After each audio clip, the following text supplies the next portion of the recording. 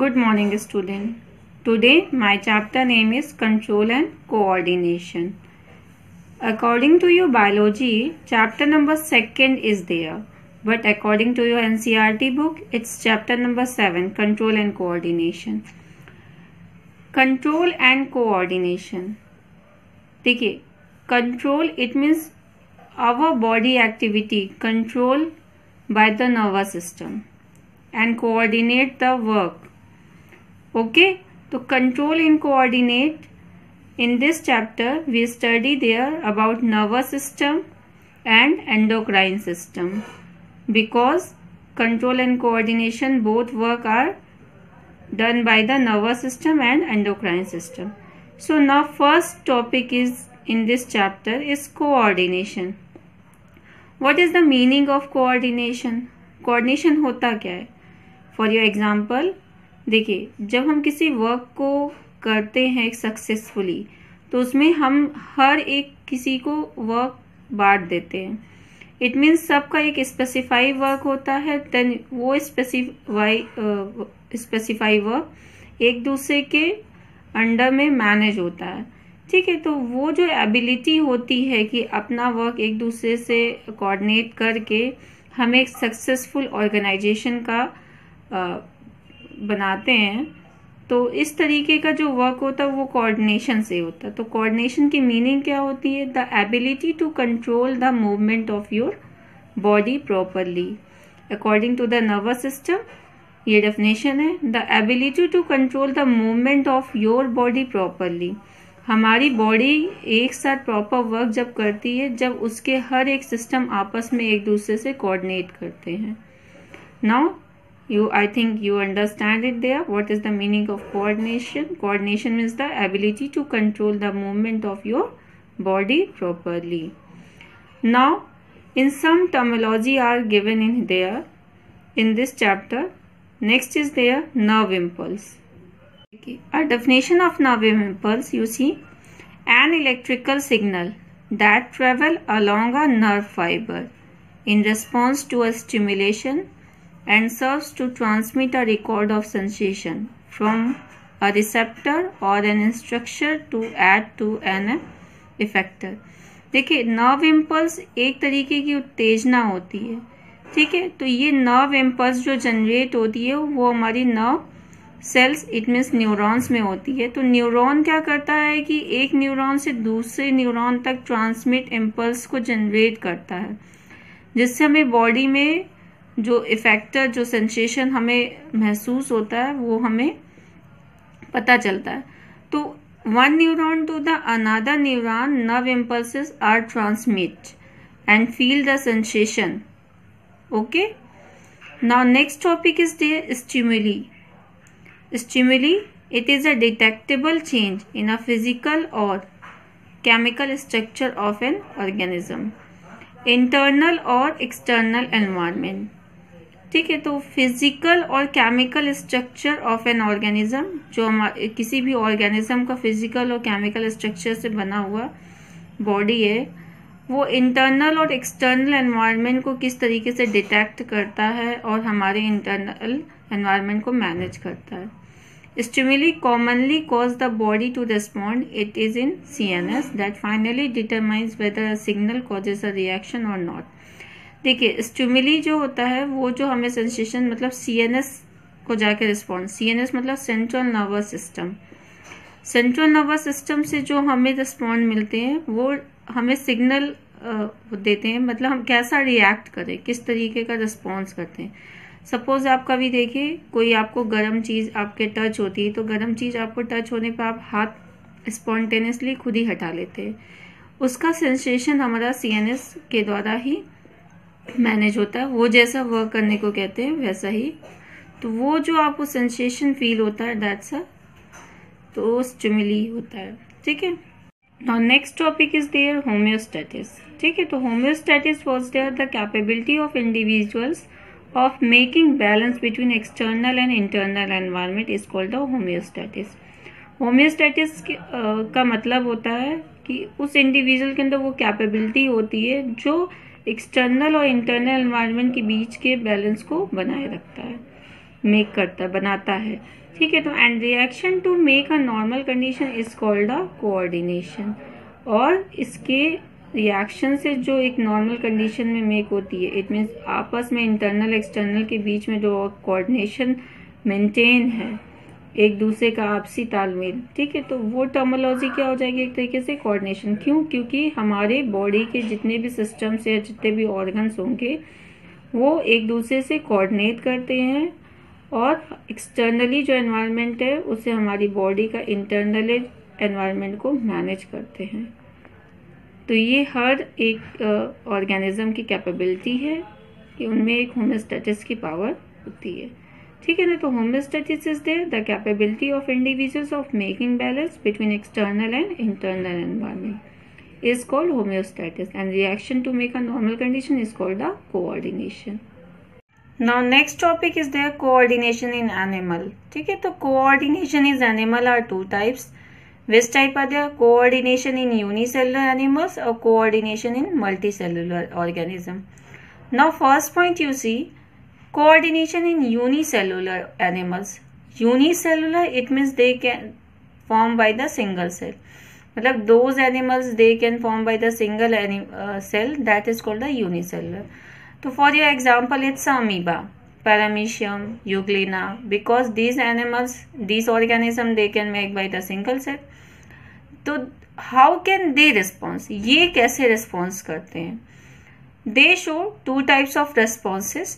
First is there positive responses and second is there negative. Now we discuss with you positive responses. The response is towards the stimulant, example towards the food. It means मान लीजिए amoeba के पास कोई food रखा हुआ है, तो amoeba क्या करता है, किस तरीके से वो उसके फूड की तरफ मूव करेगा कि अपोजिट. इट मीन्स फूड की तरफ उसको कुछ ऐसा सेंसेशन मिलता है जिसके थ्रू वो उस फूड को क्या करता है, कैप्चर करने की कोशिश करता है, ठीक है. तो पॉजिटिव रिस्पॉन्स आते हैं the response towards the stimulant, मतलब स्टिमुलेंट के तरफ जो रिस्पॉन्सेस होंगे उसे हम क्या कहेंगे, पॉजिटिव. और negative just opposite there. The animals moves away from the stimulant, मतलब as a temperature and electricity like, ठीक है. तो टू रेस्पॉन्सेस आर देयर. अगर टेम्परेचर और इलेक्ट्रिसिटी का कुछ ऐसा होता है तो वो उसके दूर जाएंगे. It means animals moves away from the stimulant, but food are there तो then towards the stimulant. Now you see the diagram for your better understanding. Now you see in this diagram nutrition in amoeba. Look there, food particles are there in here, ठीक है. तो food particles are there, तो then amoeba unicellular organism they towards the stimulant, ठीक है. मतलब ये क्या करेगा, स्टिमुलेंट मतलब कुछ ऐसा इसमें होगा, फील सेंसेशन फील होगा जिसके थ्रू ये फूड पार्टिकल्स की तरफ क्या करेगा, मूव करेगा. Now you see there which type are capture the food, pseudopodia fetching the food, then they capture the food inside the cell improperly absorbed of the digestive food. तो इसमें क्या होता है, that's response by the amoeba, it's a positive response, ठीक है. Now next topic is there coordination in multi cellular animals. अब how to perform the multi cellular animals. Multi cellular it means name should be also clear कि those और animals have their multi cells, it means many cells are there more than, ठीक है. तो now nervous system and endocrine system regulate it by their own way and coordinate between two organs. This coordination is two types, nervous coordination in animals और chemical coordination in animals. तो देखिए multi cellular animals में nervous system और endocrine system regulate रहते हैं, जिससे वो body के पूरे ऑर्गन्स के बीच में कोऑर्डिनेशन रहता है, ठीक है. तो दो कोऑर्डिनेशन से नर्वस और केमिकल, इनके through coordination multicellular organism में बना रहता है. Now come in this next topic is there nervous system. It's a main topic. अभी तक केवल हमने थ्योरी पॉइंट ऑफ व्यू से कुछ टर्मिनोलॉजी को ही समझा था. Now in this chapter main topic is there nervous system and endocrine system. Now what is the nervous system? The nervous system coordinates the somatic, behavior and physical action with nerve cells in the body. It is the system which control and coordinate body function. देखिए nervous system क्या है कि coordinate the somatic behaviour and physical action with nerve cells in body. ठीक है, और ये क्या करता है कि आपस में एक दूसरे से कोऑर्डिनेट करके एक प्रॉपर फंक्शन को परफॉर्म करते हैं. Nervous system made by the nervous tissue. What is there? Nervous tissue. In previous class I think you have learned it. Now nervous tissue क्या है? वो nervous, the nervous system is made up of nervous tissue which is turn is made up of neuron. ठीक है, देखिए nervous tissue क्या होता है? Neurons, क्योंकि न्यूरॉन जो होता है वो नर्वस सिस्टम का टिश्यू है. ठीक, तो neuron is the main part of nervous system. Now see what structure of neuron. ठीक है, तो न्यूरॉन किस तरीके का होता है ये अब हम we are discuss with you. You see the structure of neuron. The neuron is few mm to 1 m long. Each neuron has 3 parts. Example cyton, dendrites and axon. ठीक है, तो न्यूरॉन्स जो होता है वो 1 few mm से 1 m long होता है. सभी न्यूरॉन में 3 पार्ट्स होते हैं, cyton, dendrites and axon. Look the figure. I think you can see there where have. देखिए ये लॉन्ग जो आपको ट्यूब लाइक स्ट्रक्चर है, this one is the axon. Now यहाँ पे आपको जो फिंगर लाइक प्रोजेक्शंस दिख रहे हैं, ये जो centre part is there cyton. Cyton से फिंगर लाइक प्रोजेक्शन निकले हैं उसे डेंड्रॉन कहते हैं, और डेंड्रॉन से जो मल्टीपल ब्रांचेस निकल रहे हैं उसे हम डेंड्राइट्स कहते हैं. ठीक है, तो main part are there what? Dendrites है, साइटोन है एंड देन इज एक्सॉन. तो how to learn the structure of neuron? By the diagram I tell you. Okay, now you see it's a simple thing. देखिए first is there cyton. Cyton क्या है?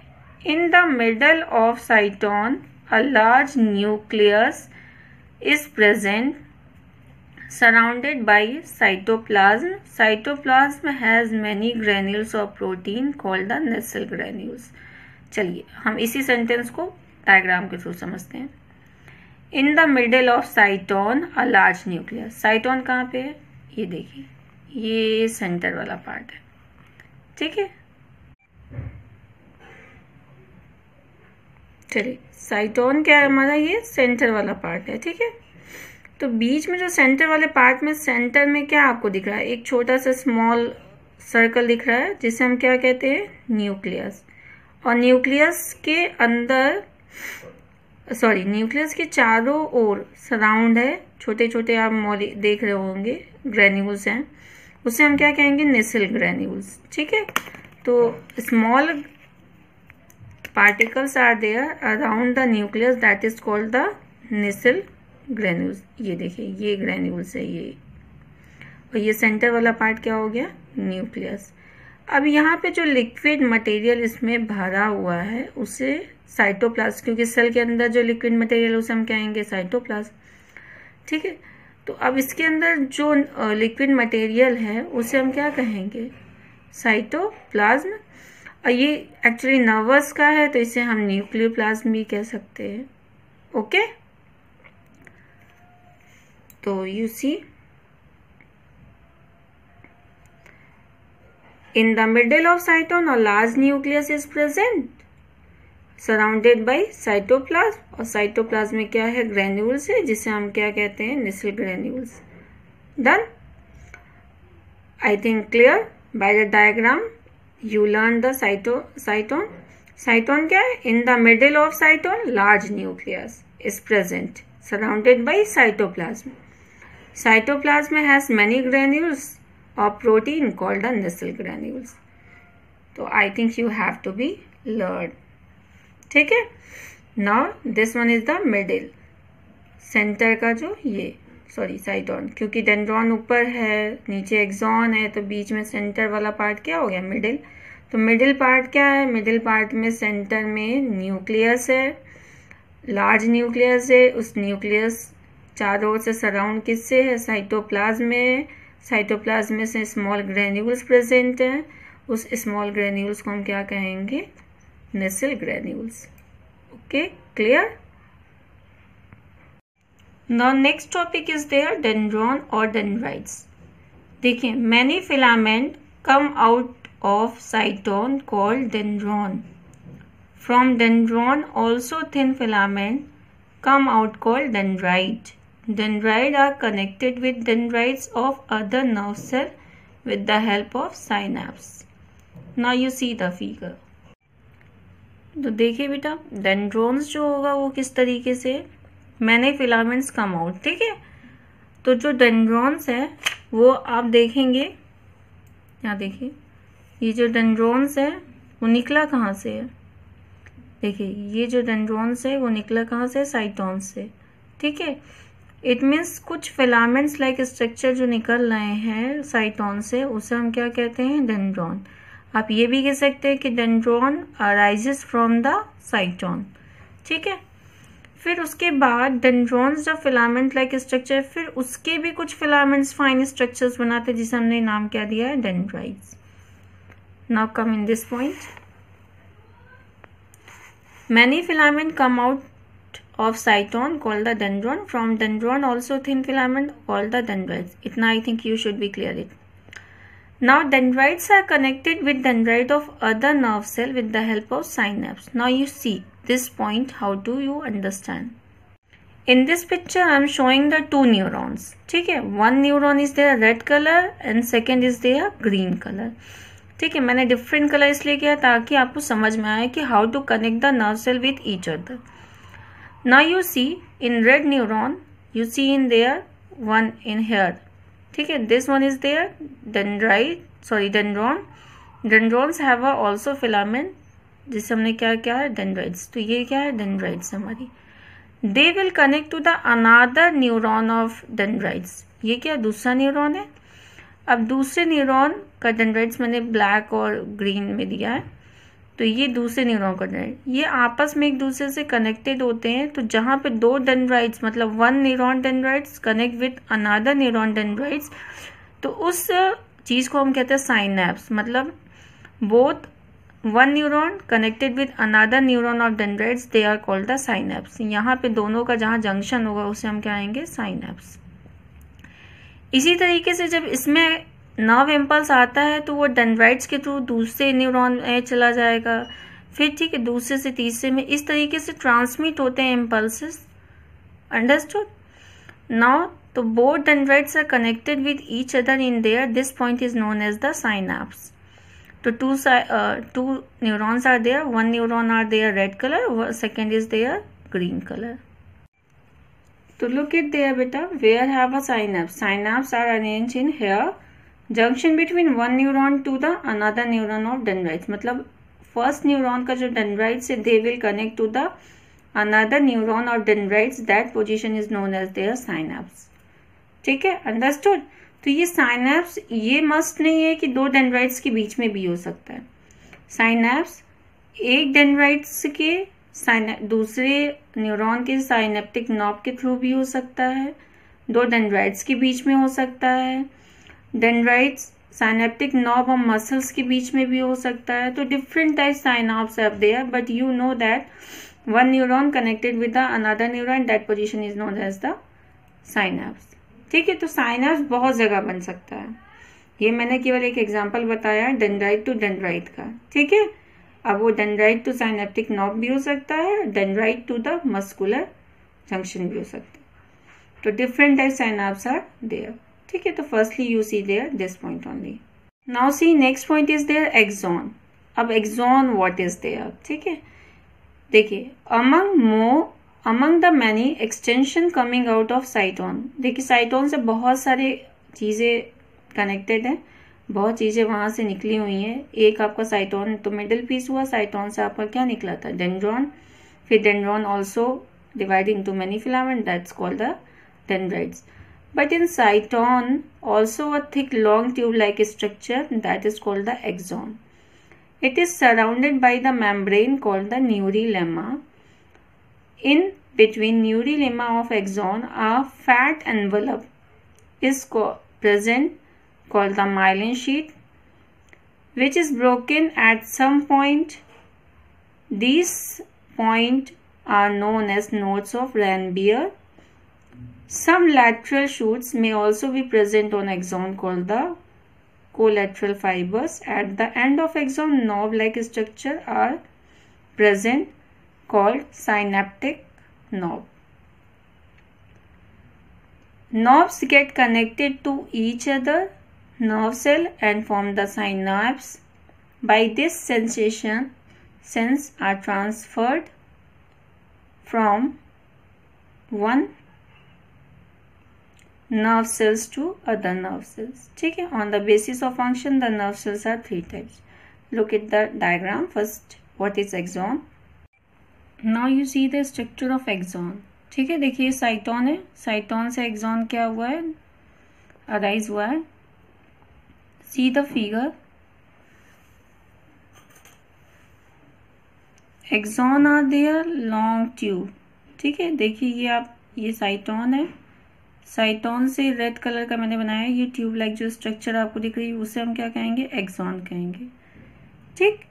Axon के बाद आप देखेंगे blue colour से मैंने एक आउटलाइनिंग उसके एक्सॉन के अराउंड की है. तो ये ब्लू कलर की जो लाइन है उसे हम कहेंगे न्यूरिलेमा.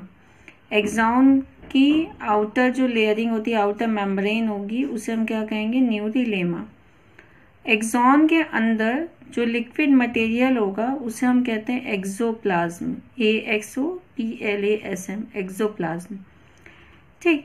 तो एक्सॉन कैसा स्ट्रक्चर में? लॉन्ग ट्यूब लाइक स्ट्रक्चर है. Inside the liquid are filled is called the axoplasm and outer membrane of axon is called the neurilemma. अब आप देखेंगे कि न्यूरिलेमा में कुछ दूरियां पर एक थिक स्ट्रक्चर है. वो थिक स्ट्रक्चर किसकी है? माइलिन शीट की. माइलिन शीट की थिक स्ट्रक्चर्स है. फिर बीच में माइलिन शीट का कुछ गैप हो गया है. उस गैप को हम क्या कहते हैं? नोड ऑफ रैनवियर कहते हैं. नाउ नोड्स ऑफ रैनवियर यह है. ठीक. अब in the end of their this point is ना एंड पॉइंट ऑफ एक्सॉन. इसे हम टर्मिनल एंड भी कहते हैं. Terminal and. फिर एक्सॉन टर्मिनल एंड पे आने के बाद बहुत सारे फाइन फिलामेंट्स लाइक स्ट्रक्चर में डिवाइड हो जाता है. ब्रांच लाइक स्ट्रक्चर्स हैं कि. अब इन ब्रांचेस जो होती है एक बटन लाइक मतलब knob like structure in their down side. That knob is called the synaptic knob. अब ये नॉब जो होती है वो किसी दूसरे न्यूरॉन के डेंड्राइट से कनेक्टेड हो सकती है या कोई मसल फाइबर से कनेक्टेड हो सकती है. तो in this picture I am showing there कि muscle fibers are connected to the synaptic nerve. It means the nerve impulse conduct from the cyton then passing in the axon के through synaptic nerve में and then impulse going in their muscle fiber. ठीक है. तो इस तरीके से हमें sensation यहाँ पे मसल्स में एक्टिविटी के लिए फील होता है. तो this structure is called the axon. Now I think it should be clear it. What is the cyton, dendron, axon? 3 structure shown by the diagram. Now this one is the structure of neuron. In next class, we discuss with you function of neuron. Thank you for listening to me.